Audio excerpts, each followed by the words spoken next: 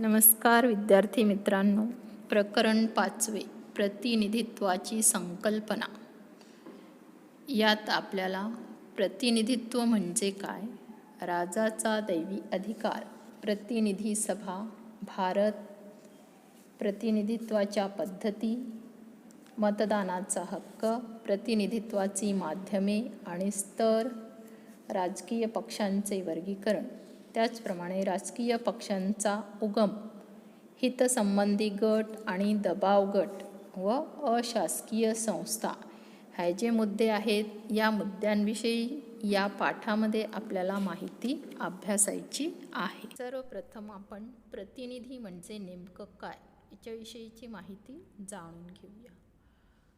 प्रतिनिधी हा शब्द संसदेचे सदस्य, विधिमंडळाचे सदस्य किंवा मग महानगरपालिकेतील नगरसेवक किंवा ग्रामपंचायतीतील सदस्यांसाठी वापरतो. तर प्रतिनिधित्वाची संकल्पना ही लोकशाहीत महत्त्वाची आहे. प्रतिनिधी म्हणजेच काय, ते कोण असतात, ते प्रतिनिधी कसे होतात, याविषयीची माहिती आपण आता या पाठात बघू. तर प्रतिनिधित्व म्हणजे नेमकं काय. आज लोकशाहीमध्ये लोक त्यांचा कारभार चालवण्यासाठी त्यांच्यातील काही जणांची निवड करतात.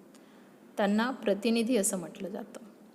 अशा लोकशाहीला अप्रत्यक्ष लोकशाही असं म्हणतात. कारण की या ठिकाणी लोक हे स्वतःचा कारभार स्वतः न करता ती जबाबदारी जी आहे ती त्यांनी निवडून दिलेल्या प्रतिनिधींकडे सोपवत असतात. पूर्वी लोक स्वतःचा कारभार जो आहे तो स्वतःच चालवत असायचे. त्या व्यवस्थेला मग प्रत्यक्ष लोकशाही असं म्हणतात. प्राचीन ग्रीसमध्ये अथेन्स या नगरराज्यामध्ये प्रत्यक्ष लोकशाही होती. अशाच प्रकारच्या व्यवस्थेची उदाहरणं जी आहेत ती प्राचीन भारतातही आढळतात. त्या व्यवस्थेत मग सत्तेत सहभागी होण्याचा अधिकार हा सर्वांना दिलेला नव्हता. सामान्यतः महिला आणि गरीब यांना वगळले जात होते, म्हणजेच त्यांना तो अधिकार दिलेला नव्हता. भौगोलिकदृष्ट्या लहान व कमी लोकसंख्या असलेल्या राज्यांमध्ये प्रत्यक्ष लोकशाही अस्तित्वात होती. त्या ठिकाणी सर्व लोकांना एकत्र येऊन त्यांचे निर्णय घेणे शक्य होते. परंतु आधुनिक काळामध्ये राज्याचा विस्तार आणि लोकसंख्येत झालेली वाढ या कारणांमुळे लोकांना स्वतःचा कारभार स्वतः पाहणे शक्य नसते. यातूनच मग अप्रत्यक्ष लोकशाही जी आहे ती उदयास आली. यात लोकांचा कारभार हा प्रतिनिधींमार्फत चालवला जातो, म्हणून याला प्रातिनिधिक लोकशाही असे म्हणतात. या शासन प्रकाराला जबाबदार शासन असं देखील म्हणतात, कारण प्रतिनिधी हे लोकांना जबाबदार आणि उत्तरदायी असतात. त्यानंतर पुढचं पॉईंट आहे राजाचा दैवी अधिकार.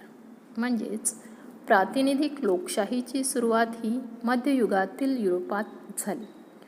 तज्ज्ञांच्या मते अशीच व्यवस्था भारतात अस्तित्वात होती. मध्ययुगापर्यंत जगात सर्वत्र राजेशाही अस्तित्वात होती. राजांची लोकांवर निरंकुश अशी सत्ता होती. काही ठिकाणी राजाला देवाचा पृथ्वीवरील प्रतिनिधी मानले जात होते. लोकांवर राज्य करण्याचा अधिकार त्याला देवाने दिला आहे असे राजा मानत असे. यालाच राजाचा दैवी अधिकार असे म्हणतात. हळूहळू राज्य चालवणे खर्चिक होत गेल्याने राजांनी लोकांवर कर लावण्याचे ठरवलं. लोकांची मान्यता मिळाल्यास कर जमा करणे सोपे झाले असते, परंतु याकरता सर्व लोकांनी एकत्र येणे किंवा वेगवेगळ्या ठिकाणी एकत्र जमून करांना मान्यता देणे शक्य नव्हते. म्हणून अनेक राजांनी राज्याच्या विविध भागांतून लोकांनी निवडून दिलेल्या व्यक्तींना राजधानीत सभेसाठी एकत्र बोलावले व या सभेसाठी करांचे प्रस्ताव संमत करण्याचे ठरवले. या सभांनाच मग प्रतिनिधी सभा असे म्हटले जाऊ लागले. युनायटेड किंगडममधील हाऊस ऑफ कॉमन्स ही अशीच एक प्राचीन प्रतिनिधी सभा आहे. त्यानंतर प्रतिनिधी सभा. प्रतिनिधी सभांनी निर्णय प्रक्रियेत त्यांचा सहभाग असावा अशी मागणी केली. याला राजांनी विरोध केला. दोघांमधील हा संघर्ष काही ठिकाणी अंतर्गत वादाला कारणीभूत ठरला. 1640च्या दशकात झालेले इंग्लिश यादवी युद्ध आणि 1789 मधील फ्रेंच राज्यक्रांती ही याची 2 उत्तम उदाहरणे आहेत. यातील पहिल्या घटनेमुळे युनायटेड किंगडममधील संविधानिक राजेशाहीच्या मार्गावर गेला. तर दुसऱ्या घटनेमुळे 19व्या शतकात फ्रान्स हा प्रजासत्ताक झाला. अशा संघर्षामध्ये राजेशाहीचा पराभव झाला आणि तेथे प्रतिनिधी सभांनी संपूर्ण कारभार आपल्या हाती घेतला. या प्रतिनिधी सभांमधील सदस्यांना राजकीय प्रतिनिधी असे म्हटलं गेलं. त्यांनी सामूहिकरित्या शासनाचा कारभार चालवला. यालाच राजकीय प्रतिनिधित्व असं म्हटलं गेलं. राजकीय प्रतिनिधित्व म्हणजे काय? प्रतिनिधित्व म्हणजे ज्या लोकांनी त्यांना प्रतिनिधी म्हणून निवडून दिले आहे त्यांच्या मागण्या व प्रश्न मांडणे व त्यांच्या हिताचे रक्षण करणे होय. राजकीय प्रतिनिधित्वाचं कार्य वरती सांगितल्याप्रमाणे केलेले प्रतिनिधी सभांमध्ये चालते. आधुनिक काळात 19व्या शतकानंतर राजकीय प्रतिनिधित्वाची ही कल्पना युरोपसहित जगाच्या इतर भागांमध्ये पसरली. तोपर्यंत बऱ्याच युरोपीय देशांनी आशिया आणि आफ्रिका खंडात त्यांच्या वसाहती स्थापन केल्या. या सर्व घडामोडींनी प्रभावित झालेल्या आशिया आणि आफ्रिकेतील लोकांनी त्यांच्या देशातील निर्णय प्रक्रियेत त्यांचा सहभाग वाढावा याची मागणी केली. अशी मागणी करणाऱ्या पहिल्या काही देशांमध्ये भारत देखील होता. पुढचा आहे भारत. 1857च्या घडामोडींच्या पार्श्वभूमीवर ब्रिटिशांनी भारतीयांना निर्णय प्रक्रियेत सहभागी करून घेण्याचे ठरवले. त्यानुसार मग 1861मध्ये काही भारतीयांना राष्ट्रीय स्तरावर तर काहींना प्रांतीय स्तरावर कायदेमंडळामध्ये नियुक्त करण्यात आले. हे भारतीय निवडून दिलेले नव्हते तर त्यांच्या नियुक्त्या केल्या गेल्या होत्या. त्यांची निवड ही लोकांच्या मर्जीने नाही तर ब्रिटिशांच्या इच्छेने झाली होती, परंतु तरीही त्यांना प्रतिनिधी समजले गेले. त्यानंतर ज्या भारतीय लोकांचे प्रतिनिधित्व ते करतात त्यांची निवड भारतीय लोकांनी करावी अशी मागणी करण्यात आली. ही मागणी मग कालांतराने पूर्ण करण्यात आली. 1935चा भारतीय शासन कायदा हा या प्रक्रियेतील एक महत्त्वाचा टप्पा आहे. या कायद्यानुसार प्रांतीय स्तरावर लोकनियुक्त सदस्यांची प्रतिनिधी सभांची स्थापना करण्यात आली. प्रांतीय सरकारांमध्ये संसदीय शासन व्यवस्था प्रस्थापित करण्यात आली. ही प्रक्रिया 1950 ते 1952मध्ये पूर्ण झाली असे म्हणता येईल, कारण 1950मध्ये भारत संसदीय लोकशाही असलेला प्रजासत्ताक देश झाला, तर 1951 ते 52मध्ये भारतात संसदेच्या व विधिमंडळांच्या पहिल्या सार्वत्रिक अशा निवडणुका घेण्यात आल्या.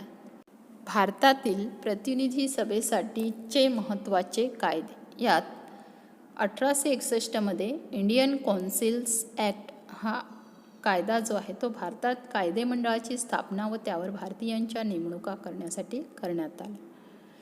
इंडियन कौन्सिल्स ॲक्ट 1892 हा कायदा कायदेमंडळाचा विस्तार व प्रतिनिधित्वाच्या निवडणुकांना सुरुवात या कायद्यानुसार झाली. 1908 ते 9 यात Morley Minto reforms and the Indian councils act 1909 हा कायदा जो आहे तो कायदेमंडळाचा आणखी विस्तार आणि प्रतिनिधींच्या प्रमाणामध्ये वाढ करण्यासाठी करण्यात आला. 1918 ते 19मध्ये Montagu Chelmsford reforms and government of India act 1919 यामध्ये कायदेमंडळाचा विस्तार आणि त्यात लोकनियुक्त सदस्यांचं बहुमत यासाठी हा कायदा करण्यात आला. 1935मध्ये गव्हर्नमेंट ऑफ इंडिया ॲक्ट 1935 हा कायदा प्रांतीय कायदेमंडळ हे लोकनियुक्त सदस्यांचे झाले. असे महत्त्वाचे कायदे या ठिकाणी करण्यात आले. त्यानंतर प्रतिनिधित्वाच्या पद्धती. यात प्रत्येक लोकशाही देशामध्ये देशाचा कारभार चालवणाऱ्या प्रतिनिधी निवडीच्या वेगवेगळ्या पद्धती असतात. या पद्धतींना प्रतिनिधित्वाच्या पद्धती असे म्हणतात. ह्या पद्धती आपण पुढील प्रमाणे बघू. त्यात पहिलं आहे निवडणूक.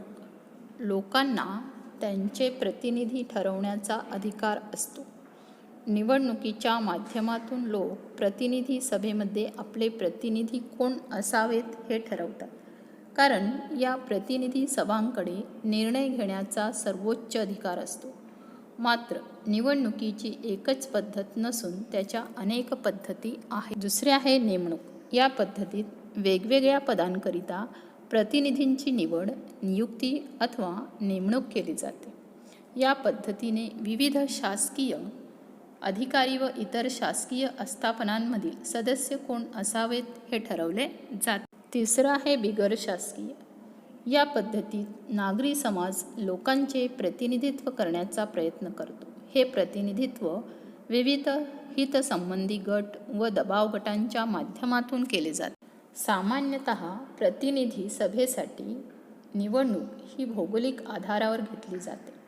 देशाचे वेगवेगळे विभाग अथवा मतदारसंघ तयार केले जातात. त्या मतदारसंघात राहणाऱ्या लोकांना त्यांच्या विभागाचे प्रतिनिधित्व करणाऱ्या व्यक्ती निवडण्याचा अधिकार असतो.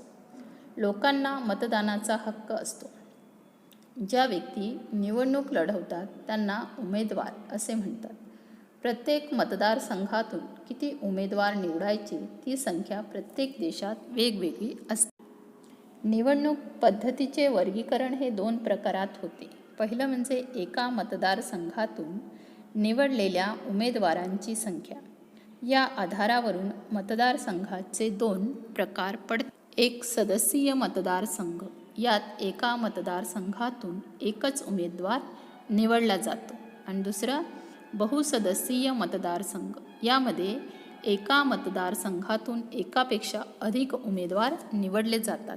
एका मतदारसंघातून निवडून येण्यासाठी मतांची असलेली आवश्यकता. याचे 3 प्रकार असतात. ते म्हणजे अनेकत्व, बहुमत आणि प्रमाणशील. सामान्यतः अनेकत्व व बहुमत पद्धती एक सदस्यीय मतदारसंघासाठी वापरली जाते. अनेकत्व पद्धतीच्या उमेदवाराला सर्वात जास्त मते मिळतात तो निवडून येतो. या पद्धतीत उमेदवाराला बहुमत मिळवणे आवश्यक नसते. उदाहरणार्थ मग धावण्याच्या शर्यतीत जो स्पर्धक प्रथम अंतिम रेषा पार करतो तो स्पर्धा जिंकतो. त्याला अंतिम रेषा पार करण्यासाठी किती वेळ लागला हे महत्त्वाचे नसते. म्हणूनच या पद्धतीला प्रथम पोहोचणारा विजयी, फर्स्ट पास द पोस्ट असे म्हणतात. भारतात लोकसभा व विधानसभेच्या निवडणुका या पद्धतीने होतात. बहुमत पद्धतीमध्ये उमेदवाराला बहुमत मिळवणे म्हणजेच 50% जास्त मते मिळवणे आवश्यक असते.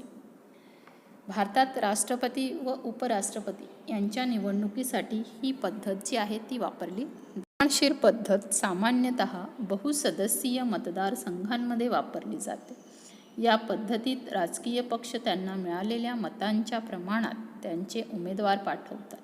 उदाहरणार्थ 5 सदस्यीय मतदारसंघात एका राजकीय पक्षाला 40% मते मिळाली तर त्या पक्षाचे त्या मतदारसंघातून 2 उमेदवार निवडून येतात. भारतात ही पद्धत अस्तित्वात नाही. प्रमाणशीर पद्धतीचा आणखी एक उपप्रकार आहे, त्याला एकल संक्रमणीय मतदान पद्धत असे म्हणतात. या पद्धतीत मतदार मतदानाच्या वेळेस उमेदवारांना पसंतीक्रम देतात. ही पद्धत भारतात राज्यसभा व विधान परिषद निवडणुकीसाठी वापरली जाते.